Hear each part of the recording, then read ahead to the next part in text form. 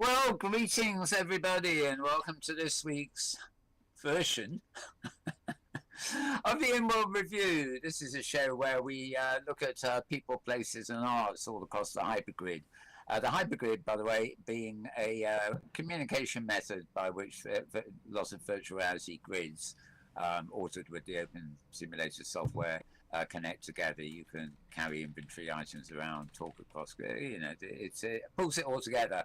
Unlike some early prototypes like Second Life, which are kind of walled gardens, you can't jump in and out of that grid. You can only be in it. Whereas here, you can jump around everywhere. And one of the purposes of our show is to be on a permanent, well, I better not nick the name Safari, had I, but a perpetual journey to see what we can find. Okay, my name is Mal Burns, a very laggy Mal Burns today, and I'm not referring to the virtual world, I'm talking to my brain. Some electricians completely messed up my house on Tuesday, and I've been recovering ever since, and for various reasons. I'm not on the normal background machine, and we are recording this show using the Inworld, I think it's still Vivox voice here on OS Grid, which so hopefully our voices are as good as ever, but just in case you wondered about the fidelity, that is the reason. Okay, on my right hand side is the right hand man, he who sits and he who fiddles with the knobs, and the knobs in question are audio and visual knobs. It's James Atlloud. Hi, Mel. Glad to be here. And wow, the audio issue is always some extra fun in our program. But I think we're audible. I think we're hearable. Yep, I think so. I can hear myself, sort of. So that's all we need, isn't it? All right. Yeah. Yep. And on my left, of course, is my wonderful co-host, none other than Tosha Tyran. Welcome, Tosha. Hi, Mel. I'm really glad to be here. And I'm glad that everything works out, and I remember how to put Inworld voice. I almost forgot. Yeah, well, we don't normally use it, so yeah.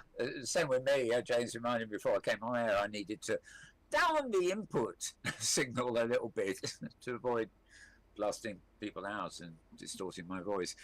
And we're also joined, we'll come to a more formal introduction a bit later, by Zirana. I don't know, I'm awful at pronouncing. How do you, Tosha, you know how to pronounce her name, don't you?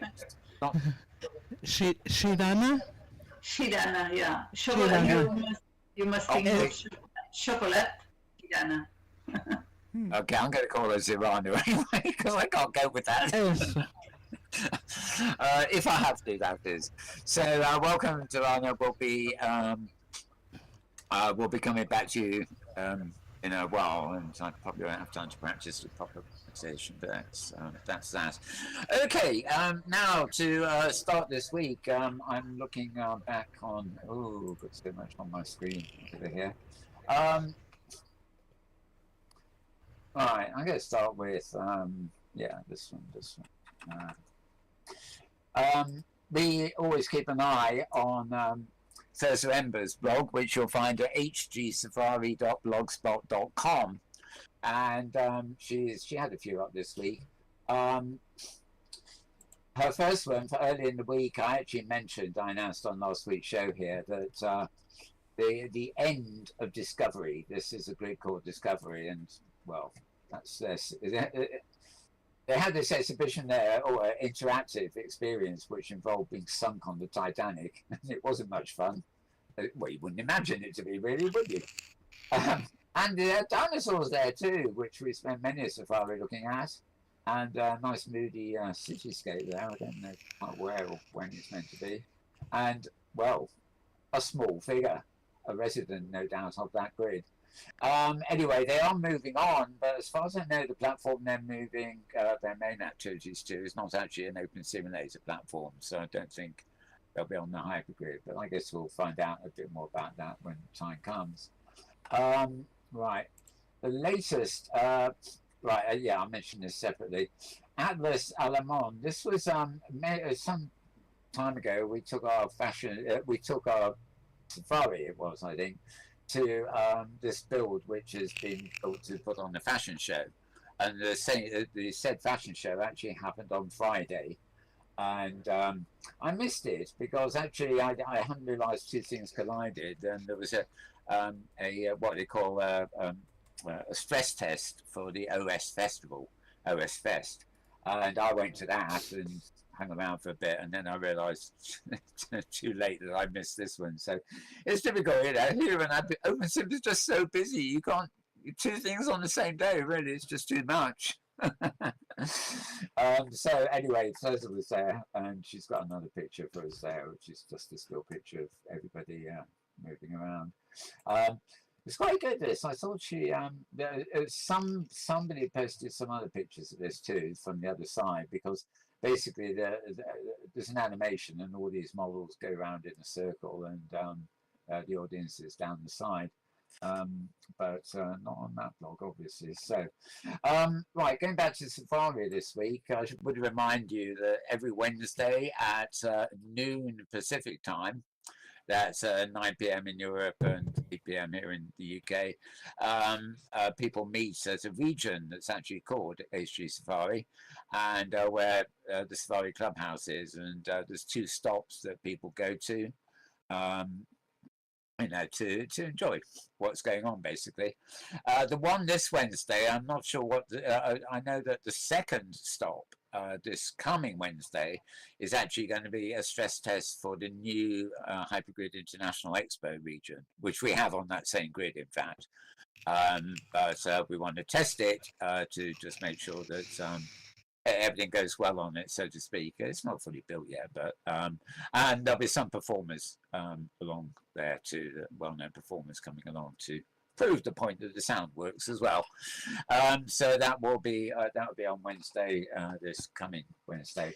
As for last week, Safari Gets Romantic. Oh, sorry, wrong order here. Right, the first place we went was someone called Gino's Butterfly. And I didn't realise this at the time, but this is a new build from a wonderful woman, Karima Hoisan. She's got a wonderful voice. I'm very seduced. I'm hooked on her voice, but she, you know, especially when she's reciting her own poem, although often the visuals on the machinima are actually done by her sort of partner, Dale Innes. Anyway, both of them were there on Safari to welcome us to the place they had there, and tell us all about the subject, because there's a late character basically who the whole area is devoted to. These are just, there's his pictures as usual, nice and moody actually. Gino's butterflies, and what would that be without some butterflies? Got to ask, haven't we? I have no idea what that picture. Oh, I know what that picture is. It's barbed wire, and there's a photograph there in the gallery which shows. I think it's somebody who's taken prisoner, if I remember right. I think it was a part of Gino, who was the uncle of Karima, Yeah. was at war. Yeah. Yeah, it's definitely a combat poser. Whether they're in combat or whether he's rescuing him from something or whether he's been arrested. Business, hard to tell from that, but yeah, very moody, you know. That's very effective. That, like the barbed wire there in the foreground makes it very effective. Nothing else to do. You play chess, of course. This is a nice picture. I'm not quite sure. I think somebody's practicing their flying, and so they just managed to capture them against the edge of a building. Well, Mal, that's how we toured the event when we, you know. Of course it is. I've forgotten about that. Yeah. Yes. Okay. Right. Actually, let's move forward. I can give you a little bit of that experience. I've forgotten about that. But that was quite a good composition, that picture. Yeah. Just several stuff here. We go, more pictures of her uncle. Is it? Oh yeah, I got this right. Oh, and forget the chess when you can go dancing. Yeah, well, hey, the line dance rules. We know on the front right there. And yes, it was good to dance. One. It was oh my goodness, it was an emotional experience for me. It's the narration by Karima about what she's experiencing was just really amazing. And so yeah, it brought me to tears a couple times. It's a wonderful build. I think very quickly, think this was it. I actually I started up after I started flying, so the camera is recording the fly through that we all did. Basically, just took it in turns, one after the other. It was like a shuttle train where you went a few yards and then somebody else, next person joined you following the same route.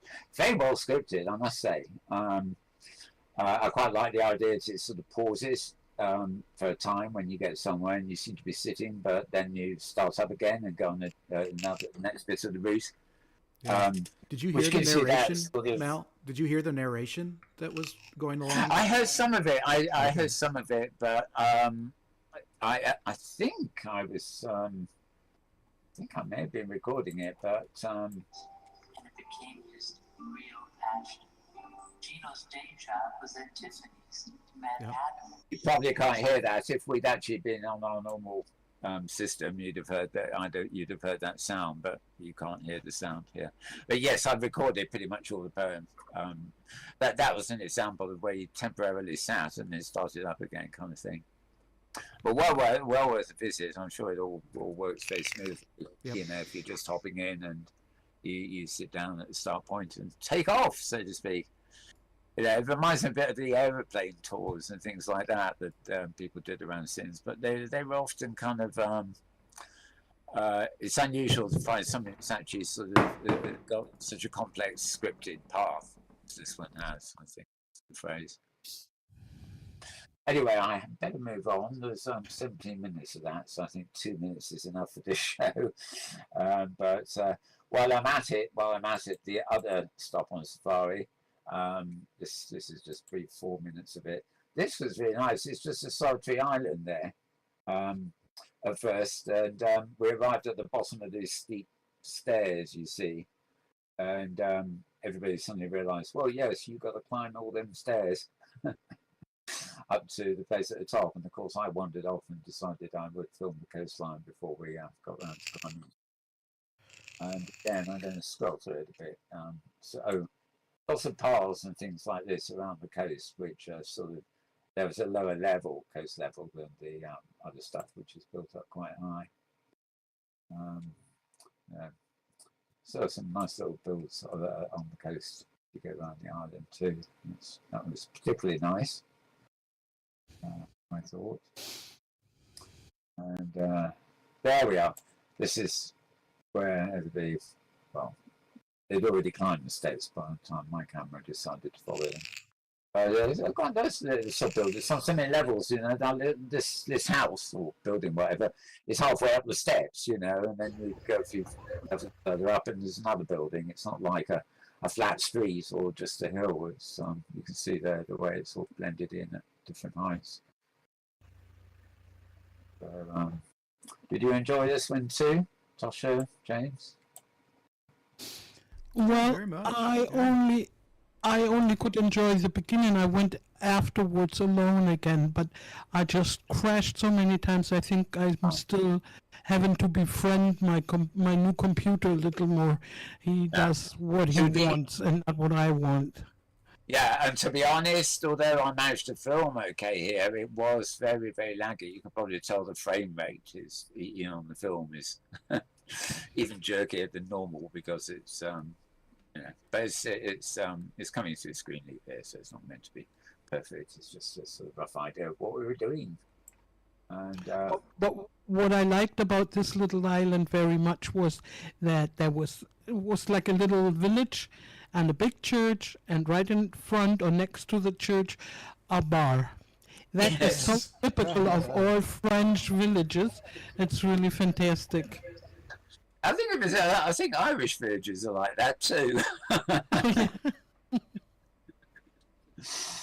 Unfortunately, I've never been to Ireland, but France, yes, that is definitely the way.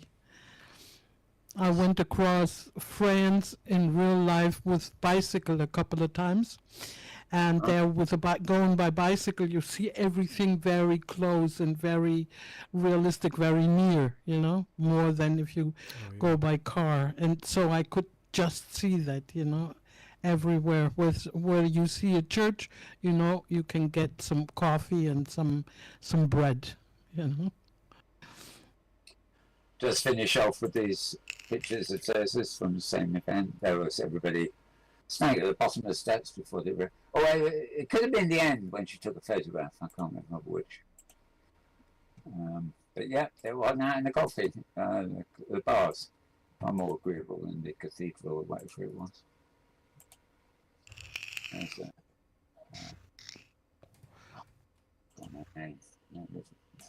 Adore heavy today. Yeah, there's some nice pictures of. It's a lovely Sometimes dark yeah. pictures and got people lit up. Yeah, I'm sorry, James. I'm barely hearing you. Actually, I can hear you, but I have to put my ear to the. Oh, I was just saying it was a lovely build, and I think I remember the hosts were saying that they were amazed there were as many people there as there were. It was a fairly large safari, and so even though there was some lag, it was the hosts were very happy that their server was working as well as it does. They said they don't often have a lot of people there. It's not really a role-playing sim or a party sim, as I understood it. Did you get that impression, Tasha? Yes. Yeah. Definitely. Yeah, so it's their work. Definitely, but I think Thirsa before the safari already announced that it could be a little laggy because they are not used to have so many people. Yep. And there were a bunch. Mm-hmm. Okay, moving on to other things. So coming up, as it were, so 29th. Maybe it's next Sunday. I don't know. It's about a week from now. Paradoxical Sleep is interactive exhibit sort of thing, hosted by Star Ravenhurst, featuring Cherry Manga visuals and Nico Kalani audio, and that's on the 10th Dimension grid, which is grid.10thdimension.org, and then a most unusual port number 26002. And the actual region is called Imagination Island. So there you go. Now, I also took another little bit of quick film. Oh, no, we did the fundraising. Yeah, we did that last week, so it shouldn't be anymore. Let me just find the one. Here we are. Right. So, as I said, while Thursday was at the fashion show, I was actually at the so-called test for the OS Fest events. And... well, I've got some film here. It's about 9 minutes, so I'll probably. Well, I know I'm going to fast forward through bits of it. I'm going to run it normally at the beginning here because I just moved into the signage here, and it basically gives you a summary of what's happening. The load test party, which was when this was on, I think I left before Rogue Galaxy turned up, so there wasn't too many people there, but it did give you an idea of the build they're working on, and a nice arrangement of 3 stages they have. Did the region pass well the test? Well, I don't. That's why I don't know. I can't. There were a few people there, but it was nothing like what I call a load test. I went less than a dozen, I would think, and some of those might have been NPCs dancing. So one day, I wonder if people have realised Rogue Galaxy was playing and stuff. I think they did. I don't know. It didn't seem to be, but I mean, it was still going on when I left, so it was okay for me to come around and stuff like I'm doing here.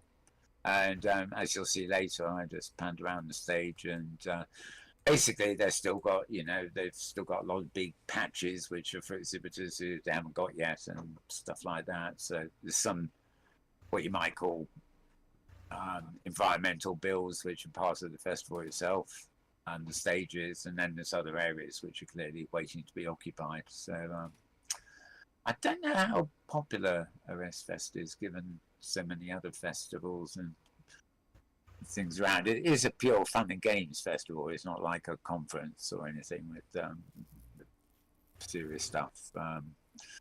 It's it's hard to describe, really. It's big. I mean, the exhibitor area is huge, and some of the exhibits are really amazing. Yes, it's certainly one of those things when you're buzzing around up in the air, sort of, it's like when you're in an aeroplane and you're looking down at an island. And it seems kind of rather small, but then you realise you're flying quite high. Yeah. And actually, if you crash landed on the island, you'd have a good old time finding your way around, you know. Yeah. So, yeah. Yeah, that was it goes on for a week, or actually, I think it's technically 9 days. I think it starts on a Friday and ends. Oh, maybe it is something like that. Maybe it's just a week. Yeah, day 8. So it's 8 days, not 7 days. Same difference, really. Okay, so then I'm off there carrying around a bit more, and yeah, you can see I move out, but that little area is relatively small compared with the whole region. Right, this is the bit where they were really doing the load test. I wasn't actually in that region when I filmed it. Well, I was in the region, but somewhere else. But then I did teleport over, but I forget which corner I stood in. But a lot of these are actually NPCs dancing, you know, to actually get things. These were actually real visitors, the ones sitting cross-legged in this corner. I did notice that those guys were real. Both familiar names there, actually, as well. But yeah, I mean, I have memories of load testing. Well, things like the OSCC in the old days when Justin, that's right, yeah, and never done anything. You know, they just rezzed fake avatars in the thousands, sort of. You know, there's no shortage of load testers because they're all bots, you know, but it still served the same purpose. How many bots can I dump on that region without crashing it? And that chap was, he may be NPC too, I don't know. So I got the impression he was like hosting. Some nice stuff there, sort of signage. Shelley Ayres was there. Oh, well, actually, she wasn't even there at the beginning. I was looking for her at the beginning, but she did turn up at some point. It was just talking with various people. But as you can see, this is the main area, and there's 3 stages for it. You know, 1 in front, 2 at the sides. So last time they were a bit further apart, and there were 4. But this makes it a lot easier to sort of get the idea of sort of climbing the steps and going in onto that dance floor, and then just changing your viewpoint depending on which stage has just been occupied. It does hopefully allow for sort of, you know, performance without breaks. Although if I may say so, a festival that lasts 7 days or a whole week, that seems a very what do you call it? Courageous undertaking. Ambitious, yeah. Yeah, ambitious. Courageous. Yeah. Whatever. And well, I think this is the 3rd or 4th one they've had now, and I think the first one was quite big, and it's been successfully a bit less big, so to speak, as it's gone along. But you know, it's like you say, it's a brave undertaking. You find with anything, I mean, like the world festivals, for example, you know, if you've got a Friday, Saturday, Sunday, and maybe a Thursday with a pre-warm-up or something, people can cope with it. But, you know, say it was something like Glastonbury or something, you know, I wonder if people would be so keen if they, you know, if it took place over a whole week and they had to do that 4 days thing over 7 days. And it does seem a bit sort of... What's that? Is that mine? Not mine. Yeah, I thought I had sort of like a ringing of some sort, but I don't know what's at the moment. My wires are everywhere. So it wasn't the phone; it wasn't loud enough. Yeah. So anyway, that's good. Oh yeah, they've got a lot of games laid out there and things. But yeah, as Jane said, you know, there's the stage still. All the rest of it is looking pretty barren. There are areas, you know, that have been taken as it were, but I really don't know that. There's a lower stages here bit actually. That's the 3 main stages and things. There's a lower stages here, which I think is for like troubadour type singers or something. But really, there's very little to see there except you know, you get the idea of the layout of the actual region for what's sort of coming up. So I'll leave that be, and yeah, nothing else there. Okay, and yeah, those don't actually work here. Okay, so we had Druckus footage we won't be using, which brings me now to some other footage that we filmed literally about an hour ago. And wonderful Zirana here was offering to say, would you like a tour? And, you know, so if I wasn't so flustered to get everything together and stuff, I realised that a walking tour, which maybe I would do in the week and film it with you, you know, a walking tour with audio might have been appropriate because there's so many different paintings and things on different themes. But we're going to look at those as we go. The film here starts off with the Zirana herself, who is also on the seat with us. So welcome again, Zirana. I'm sorry it's going to be Zirana for me. Hello, thank you. Thank you for inviting me. So we're going to look at this film first of all. We'll probably play bits of it again, but it's just running behind us so you can get the idea from my camera sort of how much is there. When did you start doing this? Were you in anywhere like Second Life or anywhere before you came to OpenSim? When I came to OpenSim thanks to a friend that invited me. She had a region, Sunshine is her name. Maybe you know. Oh yes, of course. Yeah. Sunshine Savannah, is that? Yes. Yeah. And she gave me a small piece of land to build my gallery, and yes, that's why I don't remember exactly which. Maybe it was a kind of world she had built herself. I'm sorry, I don't remember exactly. But I like these word balloons. They remind me. We went somewhere recently where we were supposed to wear them. I didn't.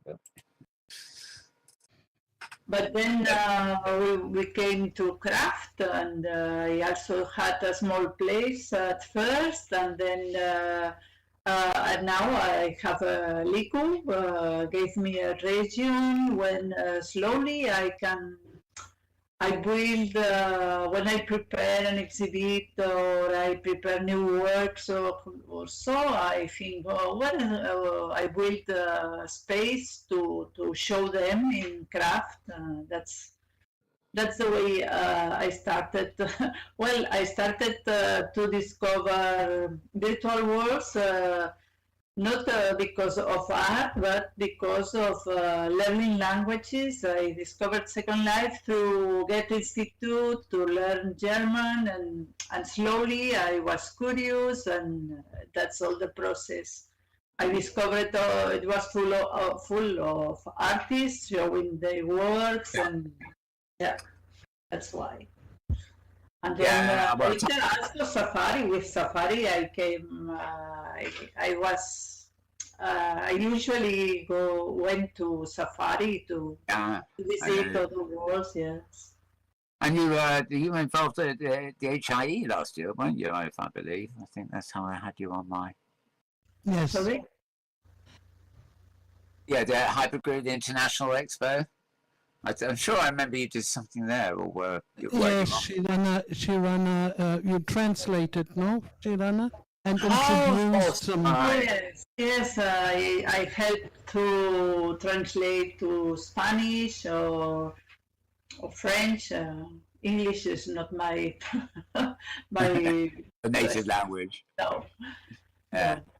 So I'm Catalan, and I asked it if I can speak Catalan, but not at the moment. Not a lot of people from Catalonia here, I think. I don't know. But Spanish is more international. Yeah. I think we had somebody on recently where the issue of, it's probably me, I probably raised the issue of Catalan versus Spain in my questions somehow. But yes. Yeah. No. I have done some political exhibits too. And some people were angry with me too, yeah.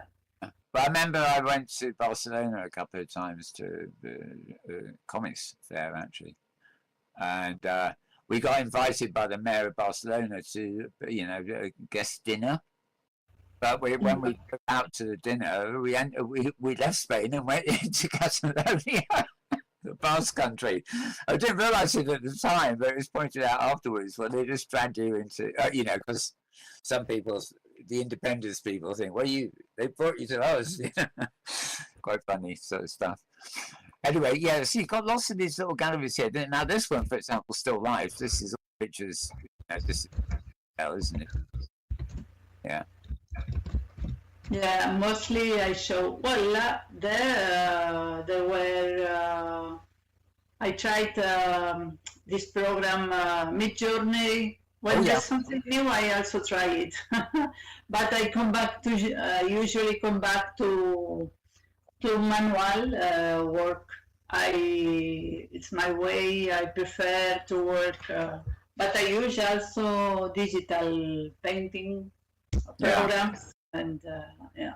Yeah, I mean, digital art has always been fine with me. I don't like it, but yeah, the Midjourney type stuff. It's I don't care what people say. I can always tell whether it's fake or it's Midjourney or not. I can understand people might use it with a very complex.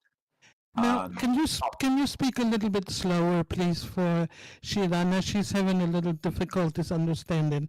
Okay, so yeah, no, I have mixed feelings about Midjourney, but I mean, I've seen some art works created with it where the prompt has been conspicuously long, so they've taken a lot of care over instructing what they want.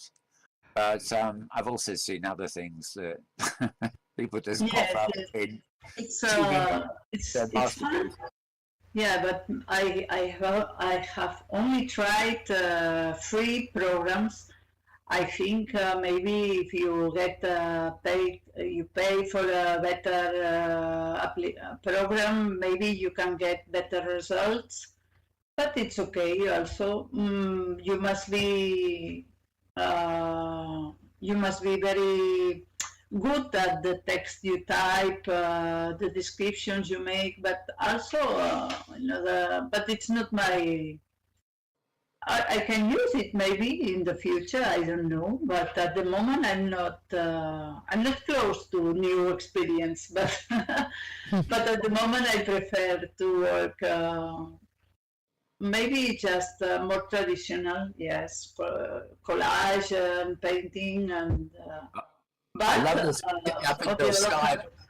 I love this bit up in your sky that I caught. I missed it at first. In fact, I'm not sure whether that's still your region. I think my camera went over a border. It's hard to tell. Yeah. But I suddenly noticed this thing in the sky, and I thought, whoa, up there. This is not my region. That's not your region. No, fair enough. Fair enough. In the old days of Second Life, you would come across a boundary, even in disguise, saying no admittance, private land, or border, but no such thing here. This is a world without borders.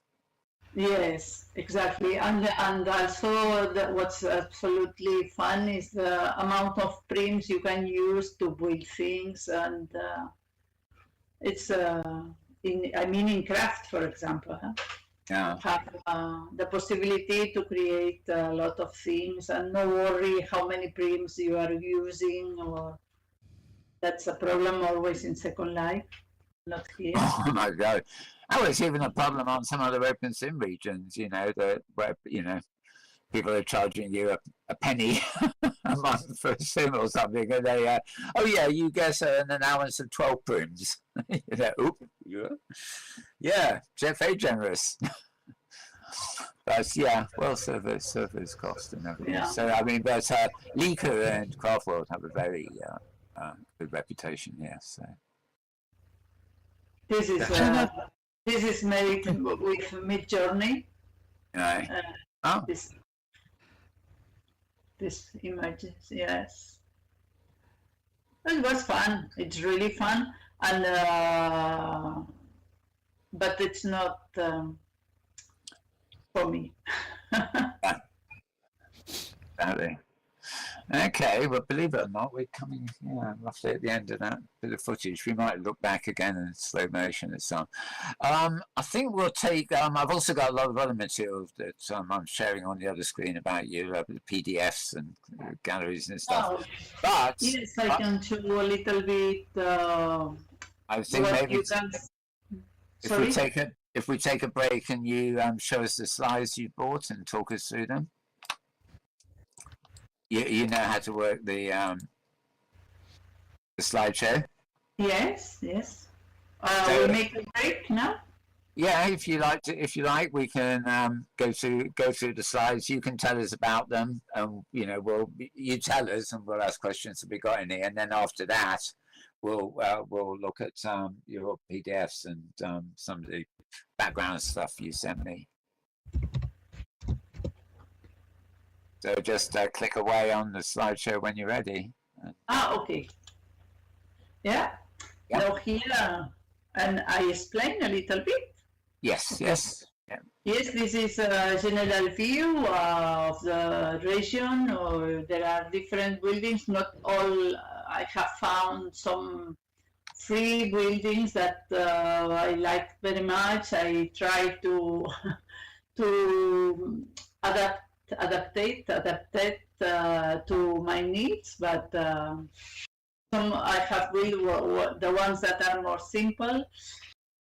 Yeah, but okay, moment. Here you have you can visit a big gallery where I show my more traditional works like landscapes, abstracts, and landscape. These are watercolors.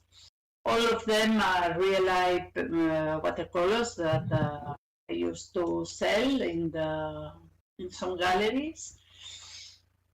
But these ones is a series I did about discovering, letting the painting suggest the images. I don't know exactly how to explain. The title is you probably mean like abstract art, where the forms you see in front of you actually suggest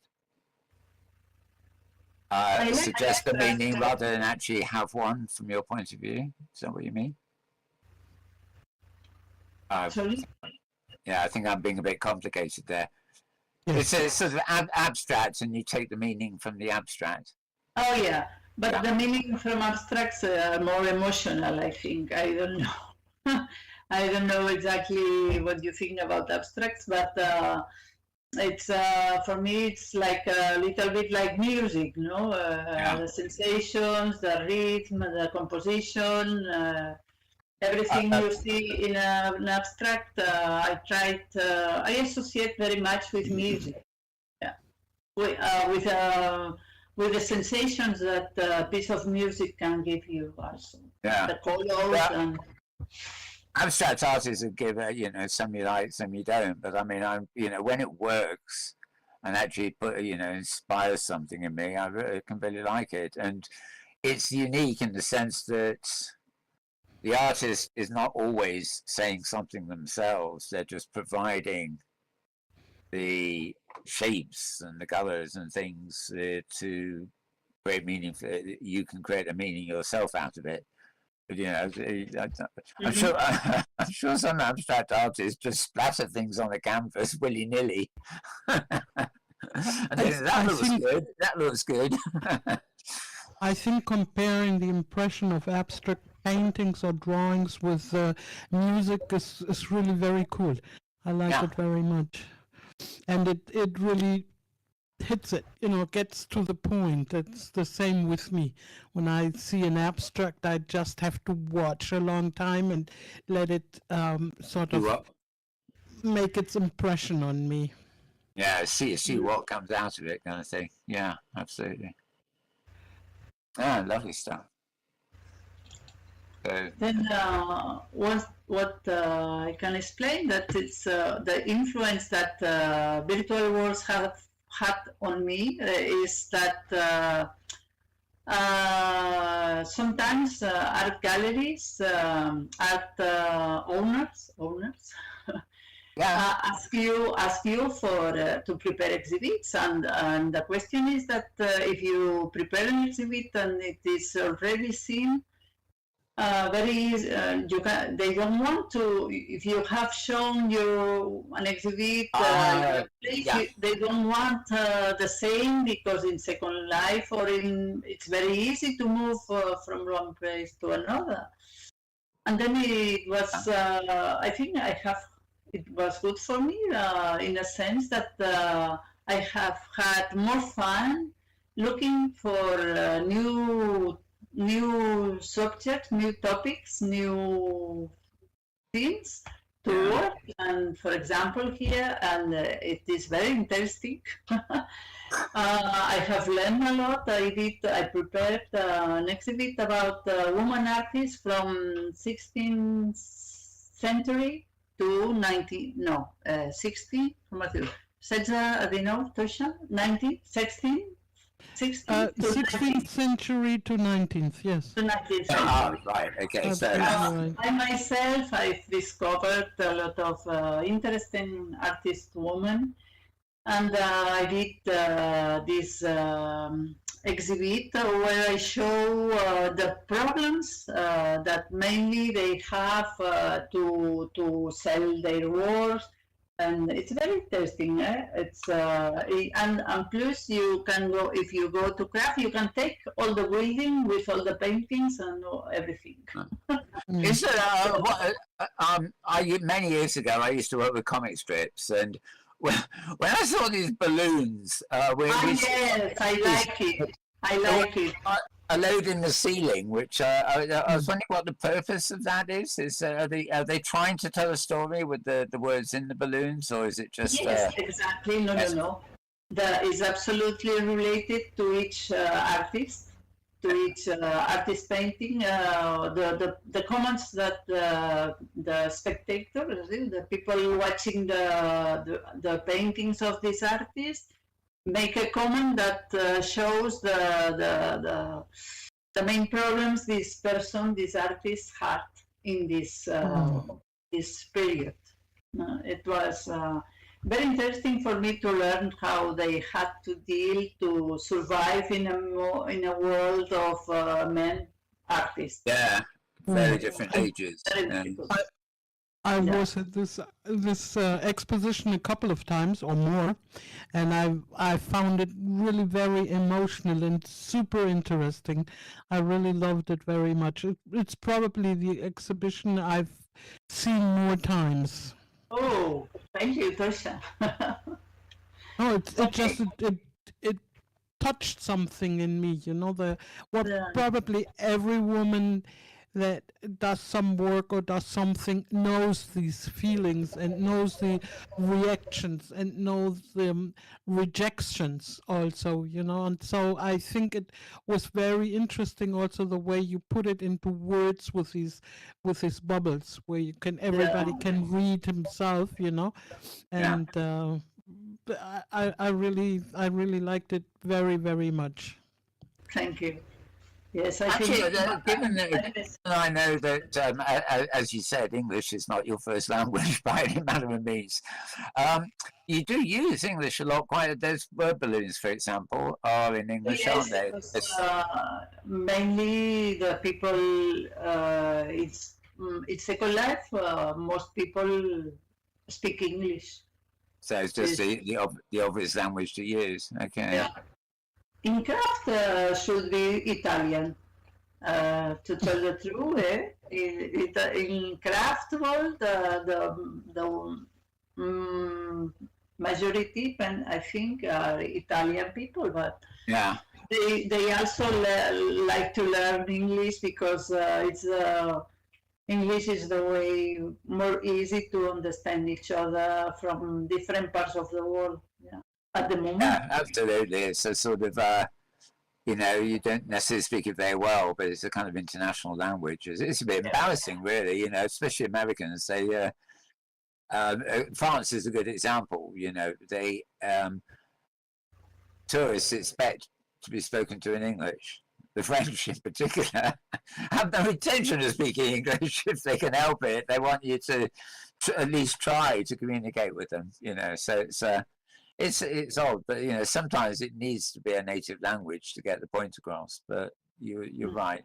English is a an international sort of language, really. Yes.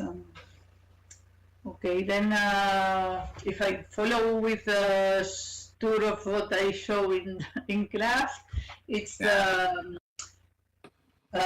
the lockdown. I was at my mother's home, and there was a wall outside with a lot of cracks, and I did not have my tools to paint everything. I was locked there with her, and I started taking photos of the wall and looking for images and everything. Also, I manipulate this time. It was photo and digital program. With a digital program, I did a series that I found that are very fun and interesting. Images that I found. The inspiration was a sentence of Michelangelo that he told, I have read by chance, that he said that every stone has a statue inside, and it's a task of the sculptor to discover it. But in this case, I'm not a sculptor. I did not sculpt, but it was the same for me. It was like I was having a piece of rock in front of me and trying to look for images in there. And all the works are shown. I built a gallery with all the works I did. That's what when I do something like this, I like to share it, and virtual worlds is the way to share, because in real life, I don't know if you know how art galleries in real life work, but it's very difficult. It's very difficult if you are not a very famous painter or known painting, or if you are not rich. It's very difficult to go to exhibit. I have done, but not yet. I did long ago quite a lot of exhibits in real life. But for me, it's also, I say sometimes to my family or friends, well, when I do an exhibit in real life, you come and my friends come to the opening and some people come to visit. But if I do an exhibit in Second Life or in virtual worlds, it's a lot of people can see my works. So it's for me, it's also a value.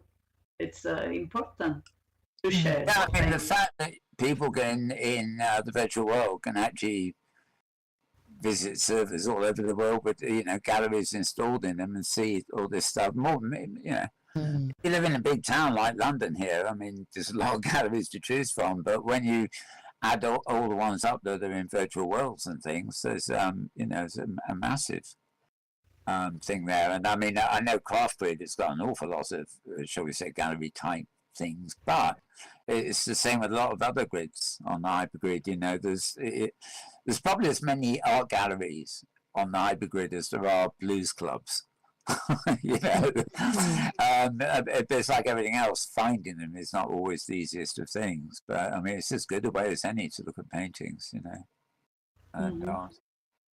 But let's talk a little about this exhibition, which I also appreciate very much. Well, I'm a really big fan of your work, Shirana, and that's why I almost know almost everything what I could find anyways.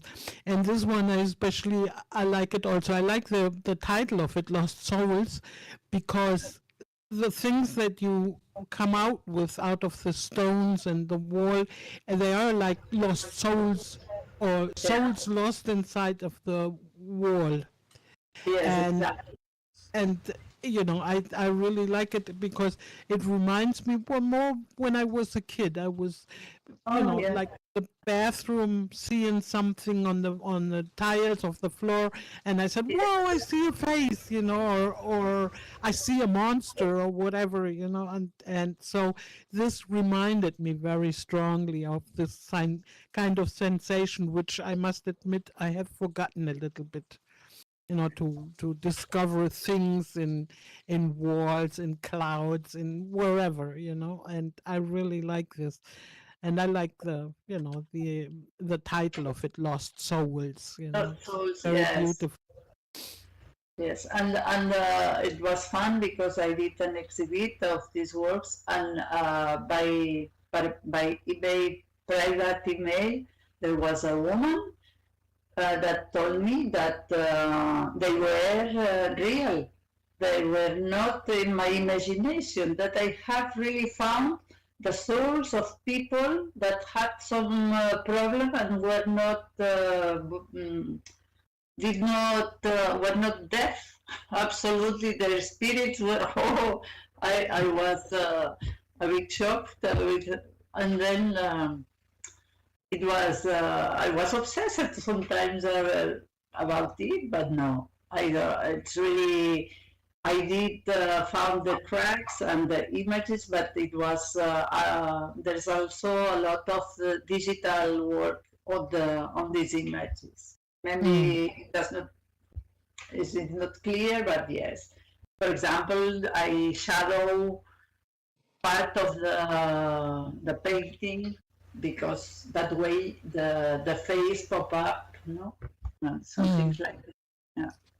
But it was very fun, a lot of fun. I had a lot of fun, and at home with my mother, my sister came every time. Who has it? What have you done today? What did you find?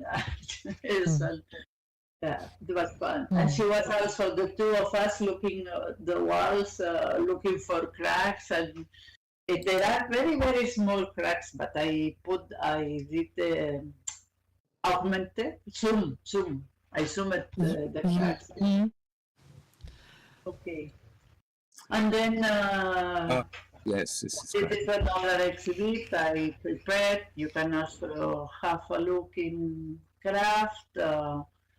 This is someone asked me also for an exhibit, and this was the topic was about expressionism. It's not very. I don't know if it's expressionist, but it's some kind of thing that always touch me. When I see images of children or people in war, and that's very sad. I was sad. Expressionist is quite the right word, but it's very moving. Yeah. I looked for real children, images of real children, and of course it was not fun, but it's a way to, because they are, when you watch the news, they are very small, you don't see them, and it was a way to put them in the first place, in to really see the expressions and the pain they are living, and so it was very sad. Yeah, it was sad also painting it, looking for images, and so. Was very, very sad, but also very, very impressive, really. Yeah, it was very touching. Yeah. And another day, I thought, I don't know how I discovered, for example, medieval manuscripts, the small images, yes, miniatures, and I thought I'm going have a look really close to these images, and I did them in paper, in a bigger format. And this is also, it was a lot of fun because you see people that did this kind of miniatures, they have never seen an elephant, for example, or a turtle. So that's why they painted them this way. Someone had to describe it like Midjourney. Someone described the animal and they painted it like following the instructions someone has given them, no? Yeah, And that's images quite are funny. very fun. That's quite funny when you think of it. In ancient times, people came along with, and they could describe what a monster looked like, and then the artist had to draw the monster, and that's like Mid-Journey working on a brief, isn't it? A prompt. It's actually not that different. But yeah, these are very different. When I came across those this morning, I thought, this is a totally different style here. Yeah. Okay, and then I don't know if it's a place for my children books, but I do have also a corner. I always say I don't think in Second Life virtual worlds people is not interested in children books, and they say no, but they have children maybe or so on. That's why I have done sometimes also an exhibit with one of my tales, and here people can have click and get the link to my website and so on. But it's also a possibility. You have to share another kind of maybe other people is interested in this too. Yeah. In back in Second Life, although she's around on OpenSim too, people like Chantal Harvey have actually made quite a lot of machinima films for children. Instead of drawing the cartoons, the traditional animation, they made them in Second Life. And so, when you're making film, actually, you go to wherever you can set it up, whether it could be Second Life, but it could be OpenSim. You just find the place you want to film. But sort of talking animals and all that kind of thing, and simple language that kids can understand.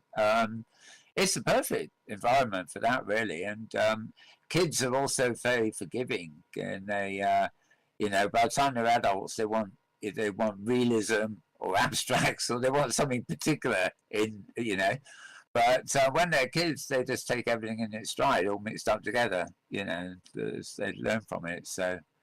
The only thing that's weird is the idea that a kid will walk out of that little shop and walk into the one with all the children. But it's just an incredible variety of tapestries here, really. Face masks. Right. This is another tale I wrote during the lockdown because I was looking for what people were. I was having a look of what children were explaining about the problem they were living and so on. And all the tales I have seen, I'm sorry, but they were very scary. They talked about doctors, about sickness, about everything. And I have written this tale, in my view, very nice and fun for them and not scary. But it's my view, and I have done it, so it's not. I'm not objective. I mean. Yeah. But it's funny. It is okay to say I'm not objective in English. Yes. No. Yes. This is the same meaning, no? Yes. Okay. Okay. Then, well, no, I finished it. There's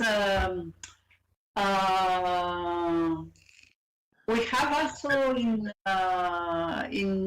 my region. There is also, if someone will come, we meet once a week at the cafe degli amici, to practice Italian.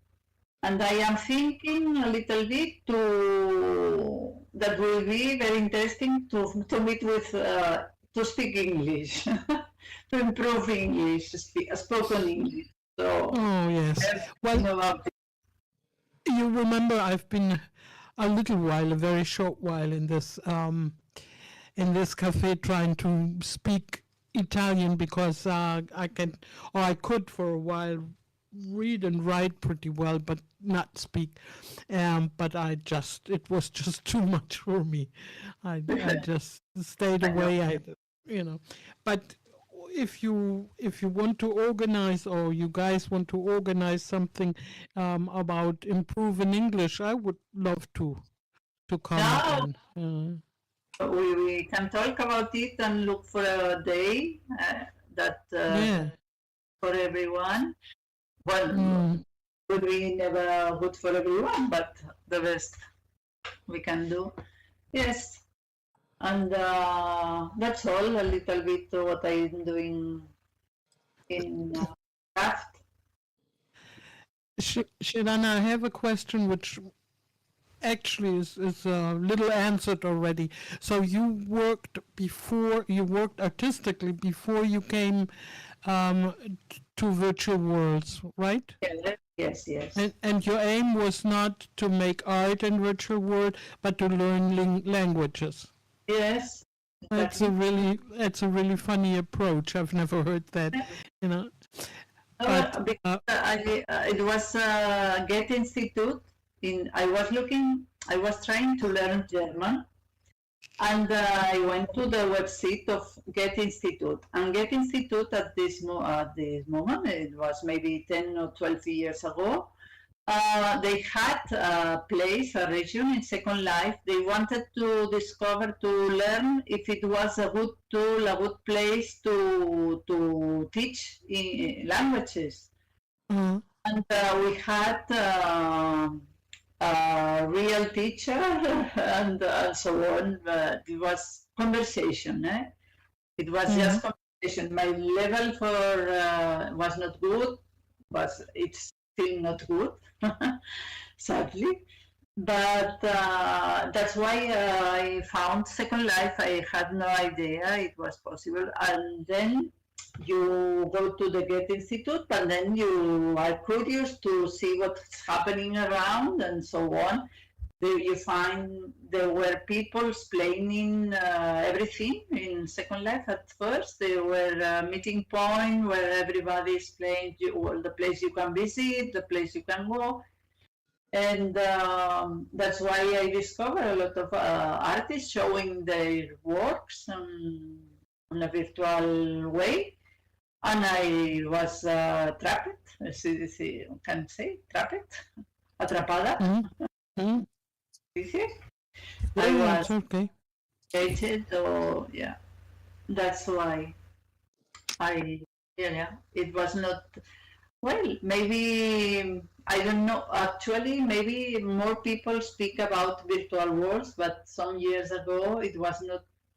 I remember reading an article, but it was something very far. I was not curious at this moment, but it was really by chance that I came to a virtual world. Yes. And being in virtual world, do you actually?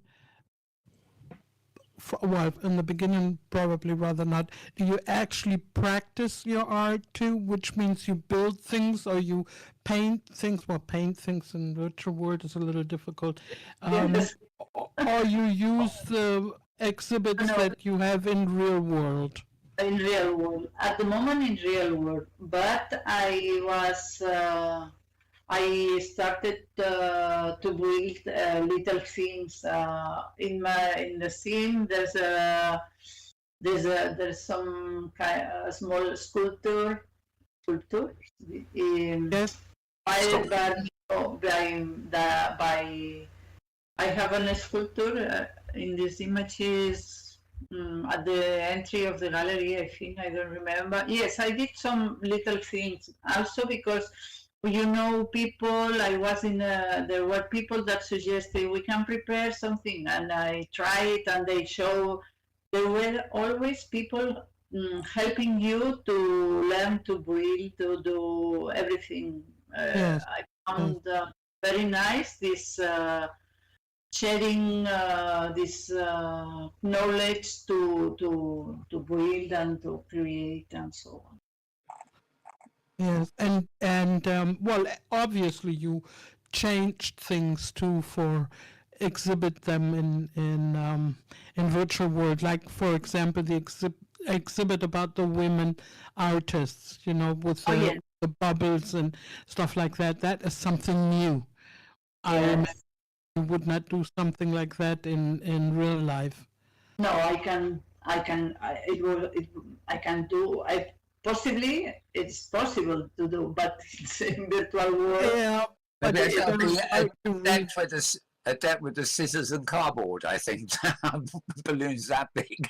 But And I have used the bubbles three or four times because I like it. It's fun. Also, I was learning to draw comics, so I had the influence of. I have a series of strips, comic strips. Oh, I try, yes, but I will do. Them. I invented. I don't know. I created a personage, a character that I called undefined, and I was trying to learn to draw comic strips with with these characters, learning and doing. You know, learning. It was fun. Yeah, but it's very difficult to have not to draw because you can find a lot of comic strips that are very simple, 4 lines. Yeah. What's difficult for comic strips is the idea to have ideas, to have something funny to say or something to say every day. For example, the daily comic strips that appear in the newspaper, I found amazing and difficult to have. Yeah, maybe if they are political, it's easier because they give you always a topic. If it's caricatures and like short little comic strips you find in a paper, is one thing, but most comic strips, of course, they have separate writers and artists, and sometimes separate pencilers and inkers. So it's a real, you know, there's a lot of people behind the scenes making the composite, so to speak. And I know a few comic artists who actually do write and draw the whole thing, and I can never figure out, you know, sort of. I know one who sort of obviously planned the whole story ahead by years. But others, you think, well, they're sort of making up the next chapter as they go along. I don't know whether actual authors are like that sometimes too, but you know, it's an acquired thing. But I'd love to see it if you've got any copies of. I will build a gallery in craft. Okay, fair enough. And there's, of course, in Italy they have. It's called fumetti as well, isn't it? Fumetti, the name is Fumetti, yeah. Oh, for what? For comics generally? Oh, right, okay. I thought the fumetti was largely the photo comics, as we called them, where they used the balloons, they used the pages and the panels, but it was photographic instead of drawn.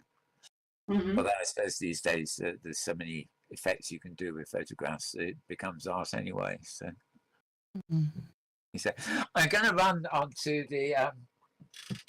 I'm going to look down. I'll actually do some reading out here, just because for anybody who's struggled a little bit with the voice.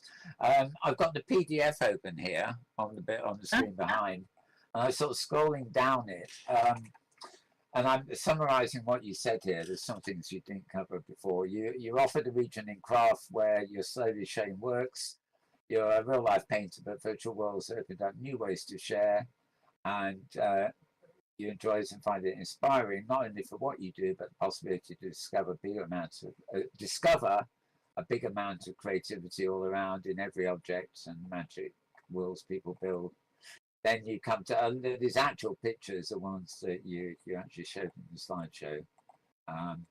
But you say you're not a very good builder, but in OpenSim you can find a lot of free items that can help make a nice environment. In my place, you find difficult buildings where I show my works in a thematic way. There's one big gallery where you can find from classical landscapes to more abstract paintings. and there's the landscapes and abstract ones here.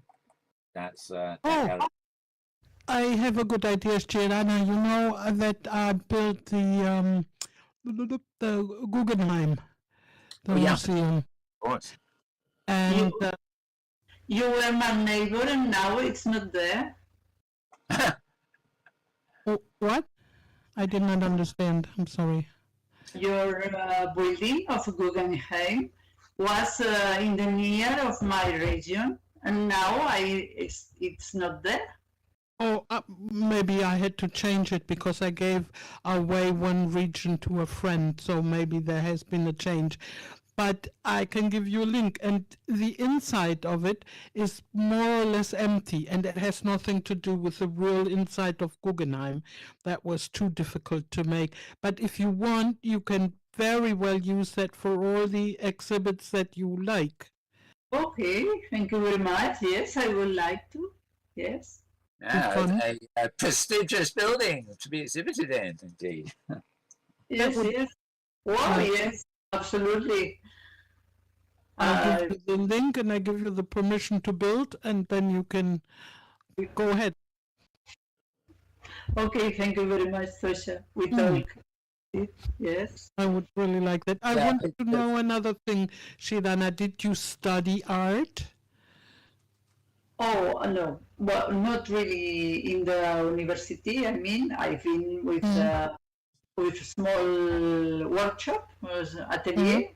Yeah. Yes, I have. I have had teachers and so on. Yeah, but not university. But you work in arts in real life already a long time, right? Yes, you have a lot of experience and a lot of things. Well, anyways, very many artists that I know of that have gone to art school or art university have left it afterwards and said, no, that's not for them. They need, their own freedom and their individual way to do that and not to be stopped by the university. Not a guarantee. Going to the university is okay if you want to be a teacher, because it's true. Other way, it's very difficult. You can get your living with your paintings. You have to work with other things and paint. In my case, it is. So if you get the university degree, then you can be a teacher. That's also interesting. Of course, yeah. But I remember that what you just say that reminds me of quite a while ago. I read about what's the name of it? Of the Catalan architect, the one of the Sagrada Familia, Gaudí.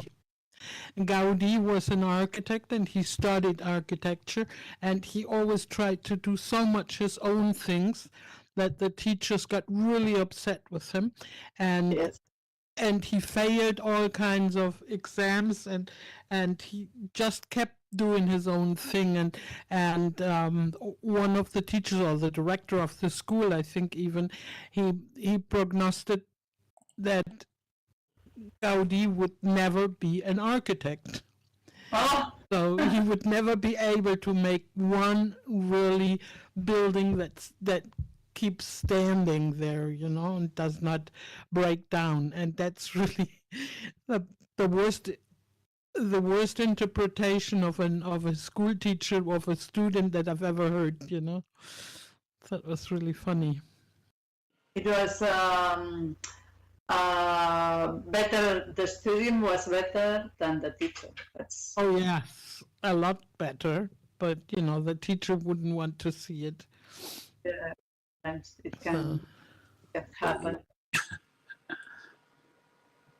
Oh, I found a German word in your description. Amanda and the Marienkäfer. Yeah, that's I translated I was trying to learn German in Second Life.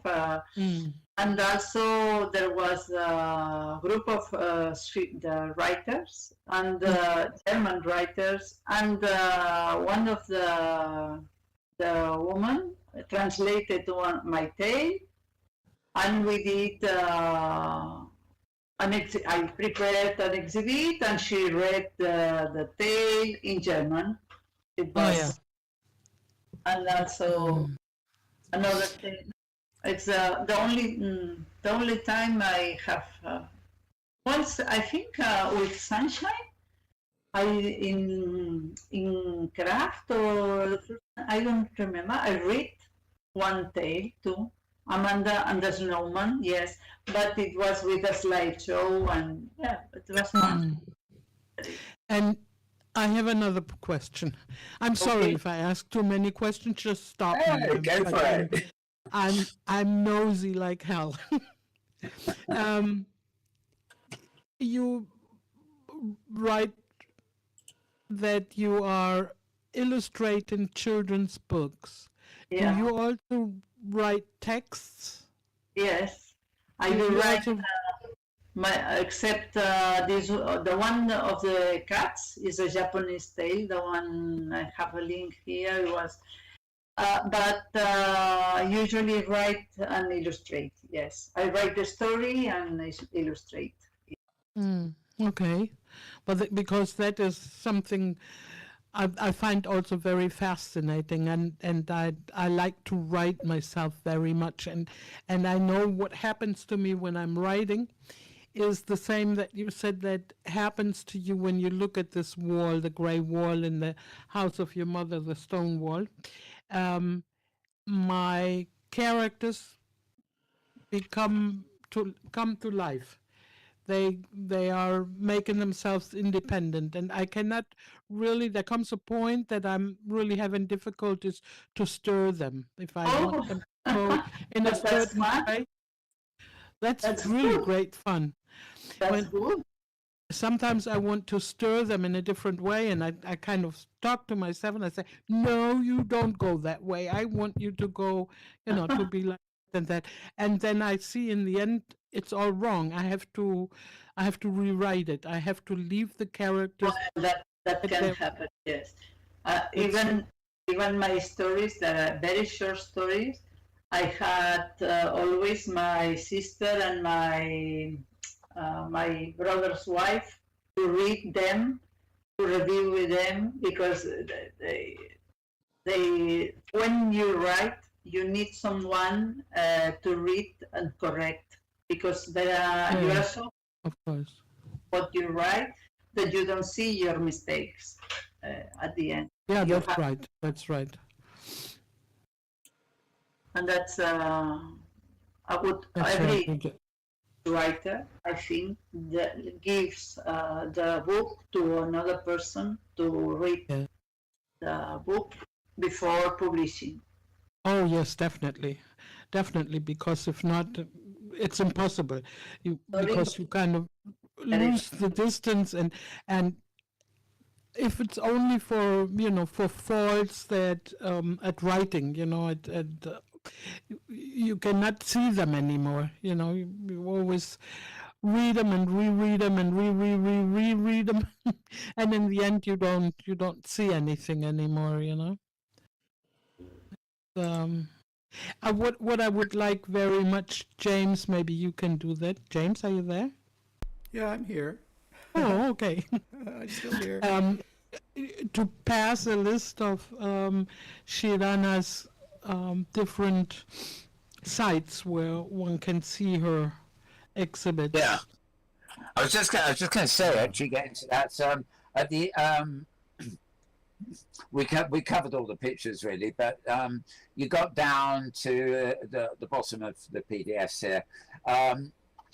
You also say you've got a small freebies corner where most of your works are free to copy and take time in visiting, and the landmark is hop://craft-world.org:8002/KARNAK is the region. That's actually probably see it on the big screen there. But also, you've got 2 YouTube videos where that feature 2 of your exhibits of your tales recorded by Claire de Lunia. And would you like me to show those? Oh yeah. Yeah. I would think it would be really great if James could include also some YouTube or like the page, the general page. Yeah, the homepage I've had where she has. Well, I think most of her. She has a gallery and the blog on there. Let me see. I'll put it here in. What is that? This is it's on the big. This is one of her films about cats. Yeah, this one is okay. a Japanese. Okay, what?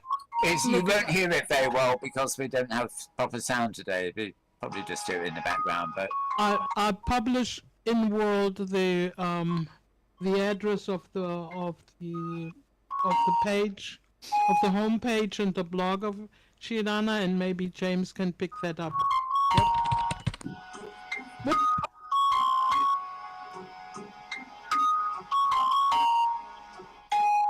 Because I think all of it is absolutely interesting and fascinating, and because Shirana works in-world and off-world and changing the materials, I think it is really good to have both, to have the in-world sites, but also the real life, the internet sites, to get the whole picture of this incredible woman. I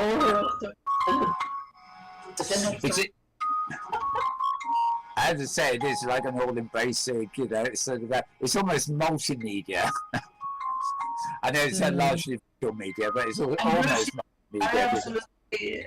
Thanks, my avatar is not getting red, but I'm blushing. Tosha makes. Thank you, Tosha.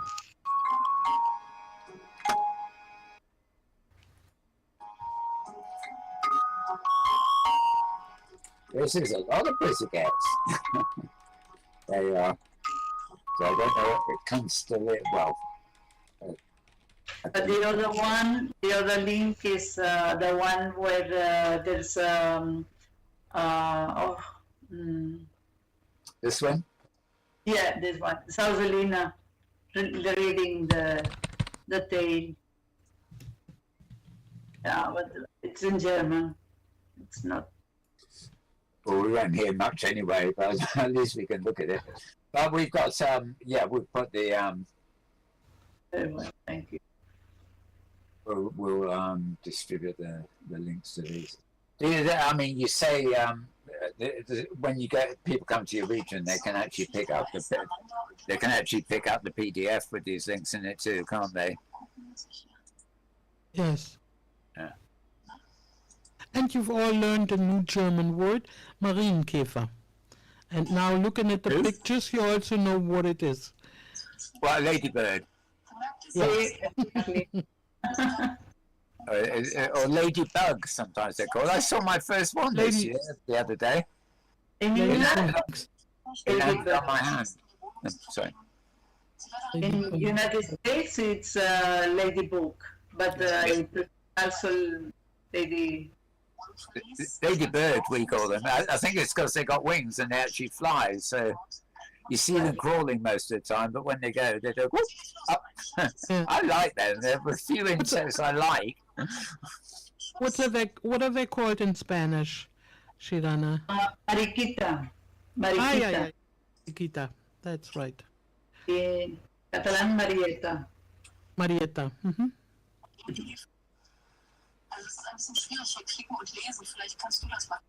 I don't know the original name. Something that has to do with Maria, because that repeats in the names except for the English, being repeated in most languages.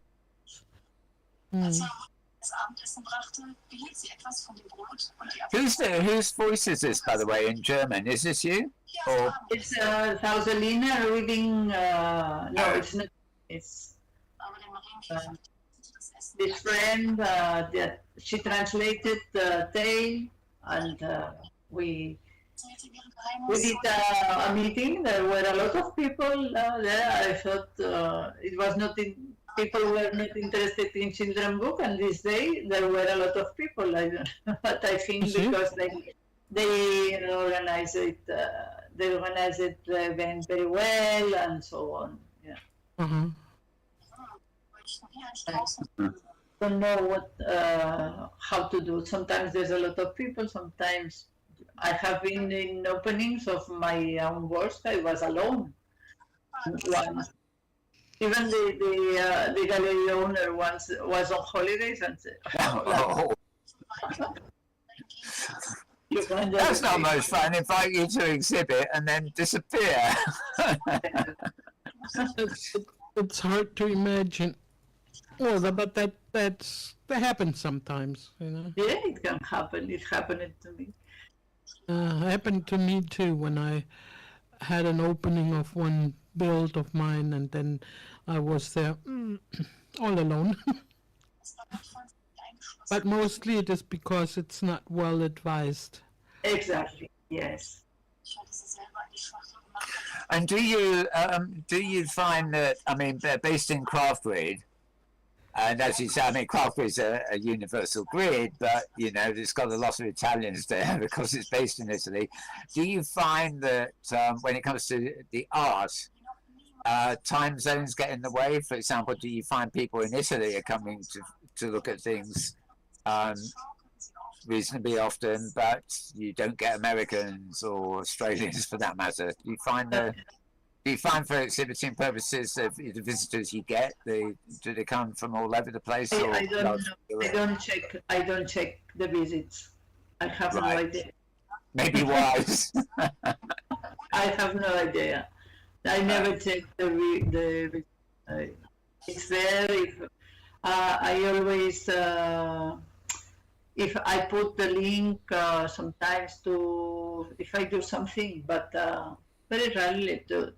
Last day I was thinking I should organize time to time visit to, for example, the woman artists or the lost souls. I don't know. Maybe it will be good to do it. I have not done to organize the openings or something like this. But I don't know. Maybe I should do it. Well, sometimes we are not good at promoting what we do. That's true. Yeah, that's true. Oh, great. Okay, let's just let's keep playing. Actually, Nico keeps insisting Italians are not really the majority of the residents of craft, but they are the loudest, the most active. The most active, they do a lot of activities, very interesting. Yes. Yes, but you know, part of it is because what's her name, Rosanna, with the Museum of the Metaverse, is very, very active, you know, and she's found a companion that that Hungarian man, I forgot his name. He is Velasquez. He is also very, very active, and he's one that was very active also in Second Life, so he has a lot of experience. And that, of course, then gives you the impression as that there is a lot of things going on. And also the Italians, that's for sure, they love parties. They love dancing, they love parties and music, and so there's a lot of activity from there also. And that...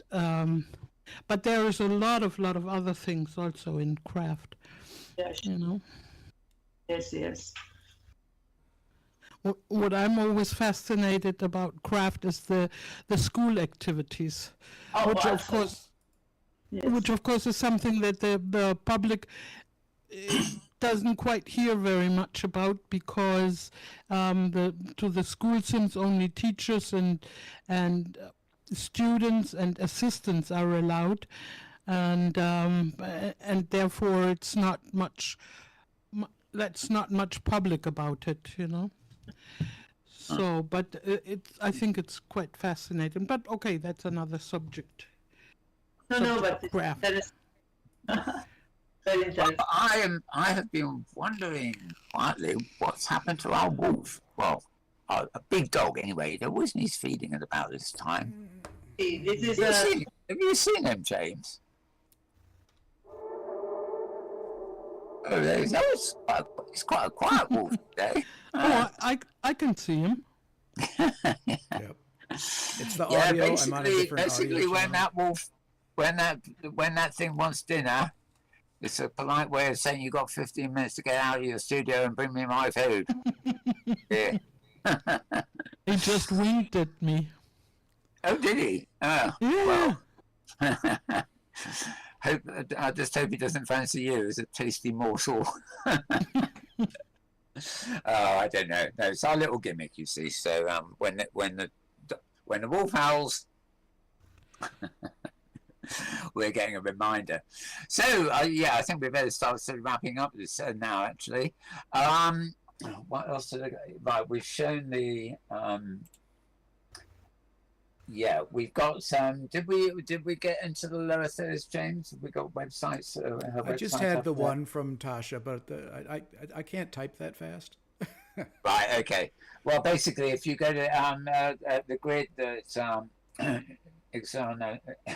Silvano is on, is craft-world.org, and then colon 8002. And then the region is KARNAK. And yes, as she said, you can pick up freebies and various things there should you need it. Okay, James first, I think. Any questions you'd like to ask Zana that we haven't got around to? No, not really. I just, I enjoy galleries so much, and I love being able to see these works of art. And I think, in a way, Open Simulator makes it accessible in a way that it's just not accessible to other people. So I'm very happy to see this work. Yeah. Yes, that's true. Yeah. Well, James, especially for you, it would be rather far away to travel to Spain. That's right. To see some my arms would get so tired flying that far. I also think, I mentioned earlier, I'm in London, so I've got galleries galore around me. Not to go to that many, but sorry, I got my bleeping thing again. But people who live out in remote places, little villages and things, they don't have art galleries. There isn't one, Yeah. So the thought that they can log in, to a virtual world and visit an art gallery that they can't even do in their own village, because villages, well, maybe it's a village art gallery, I don't know, but you get the idea. They don't really have the choice in real life, but they do when they look around virtually. And that I think is one of the really fantastic aspects of virtual worlds, that you can just travel so many places and see so many fascinating things that otherwise you would not have a possibility to see at all, I agree. Even travel to the past and or travel to the future, and so that's really fascinating. Well, and also I'm also quite fascinated and kind of, even though it's silly, but I'm kind of proud that Shirana and I are a little bit like compatriotas. Yeah. I mean, Compatriotas. compatriotas. We both live in Catalonia. Co-patriots. So. Have to I come to visit, or you come to visit me, Tosha? Yeah, who knows? Oh yes. I live now half at the other, very far from where you live, but who knows? One day we can have a meeting. Yeah, who knows? Like I said, who knows? And but I like the idea that you live there, and I love it when you write to me in Catalan, though I cannot barely respond to it in Catalan because my writing in Catalan is horrible, and I have to think a lot about the phrase or look at the translator even, and I'm so embarrassed about it because when I was a kid, I used to speak fluently Catalan, and my brother does, and well, son of a gun, he knows and I don't. But you understand. That's okay. I understand. I understand most everything, and even when I go, somewhere shopping or some place where I meet other people and they talk to me in Catalan, I normally respond to them in Castellano, and they insist in speaking Catalan, and that's all right. I think it's funny, this what do you call it? Mezclar los idiomas like that, mix them up, the mix of languages. I like that. We have something called Pidgin English. Oh yeah, but that's something else, please. Catalan is really its Awful. own language. It's not a pidgin nothing, It's It's an offence to pigeons.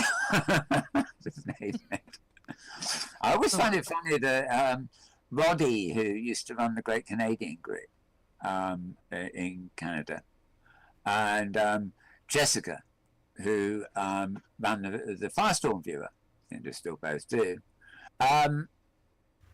they'd been communicating for years before they actually realised that she lived round the block from him. Oh yeah. Oh yeah. Well, that was my very first experience when I came to Second Life was that I knew some people there, of course, because I went to a region for beginners, and German beginners, and I knew some Germans there, and we talked about like half a year or something like that. We met regularly and always talked English, and then for some reason we found out that she lived in the next village to mine. That woman. So it was really strange. Of all the millions of people, Millions of places in the world, you had to choose one. Yeah. And it's a line from the millions of people in Second Life also. That was at the high time at Second Life. I think it was about 2004 or something like that. So it was really interesting and funny. And a little scary. Yeah. No. Yes. It's not scary. I have met three or four persons that came to Barcelona, and I knew from Second Life, and very well, very, very nice. it was very fun to see people in real life, and no problem at all. So I think it's a bit like the old, back when I was a kid, we used to have pen friends. We used to call them all over the world. Yeah. And, you'd maybe only invite them twice a year and twice a year back or something. But also, when you got older or ever had the chance to actually meet them, it was like you knew them. Like they'd grown up with you, brother or sister or something. The thought that anything unpleasant could happen just wasn't there, and of course didn't exist because you kind of already knew them. And I think people, avatars who know each other, actually are a bit like that too. Yes. You if you meet one in the real world and say, "Hey, Tosha, you ain't got the right hair on." Yeah, exactly. It doesn't actually bother you because you. Oh my God, you're not as skinny as you are as an avatar. Not anymore. and not so young either. Well, I remember from my really long years of friendship with Lumiere Noir that we talked. I probably never in my life talked to anybody so much as to that man. We talked about every night, 5 hours minimum, and and we played games and we built and all kinds of things, but we were always connected via Skype. And then came the time that there was the question, shall we meet in real life? And Lumi was very much in favor to it, and I was completely against it, because I said, what are we going to do if we like each other so much that we want to keep on seeing each other in real life? He lives in Texas, and me at that time I was living in Germany. I said, that's impossible. And he said, well, I could move to Germany. I said, well, what will you do there? You know? And I said, I would definitely not move to the United States, you know. And so we were talking about that, and then we said, well, the other thing is, if we meet and don't like each other in real life, then what? Then we even lose this friendship in you know, the virtual friendship that we have. So we decided not. Well, anyway, That's interesting to talk about more. Yeah, because I think we do know people through avatars, but you're right. It's sort of you know, maybe the beauty is in the things that we lack, you know, and then mixed with real life, you know, it could just be something there that's not bad, not good, not anything, that just upsets the balance a bit, you know, and you think, oh, we've ruined that. Okay, yeah. Calling the dog or the wolf. Okay, it's time we wrapped up, I think, actually. But yeah, great show, great talk as usual. Yeah. I'd like to thank the right-hand man here, James Atlloud. Thank you, James. Yep, sure thing, Mel. Thank you. Thank you to my co-host, Tosha Ryran. Oh, it was my pleasure. It was very much my pleasure tonight, especially. Oh.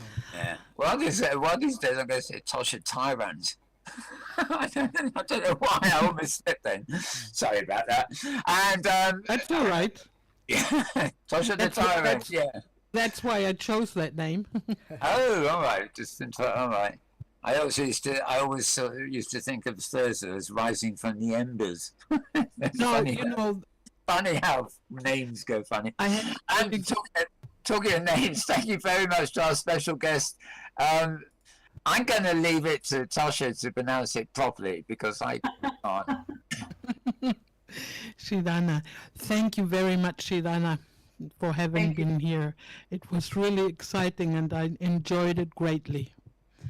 My pleasure too, and thank you very much for inviting me, for your interest in what I do. That's I'm very happy to be here.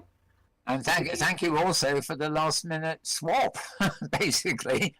Not to mention the fact that you chose to be on the show with the biggest technical problems we've ever had. But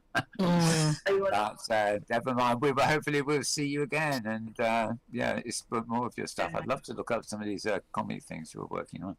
Anyway. For sure, Shirana, let us know if you have some opening or something that we can point out here in the show also, because I will. Mel always does, you know. If he gets some news, something interesting, he points it out here in the show. I would like that very much, so that you won't be standing alone anywhere. Okay, thank you very much. You too, right? You too. Maybe I'll come and do some more filming on the grounds.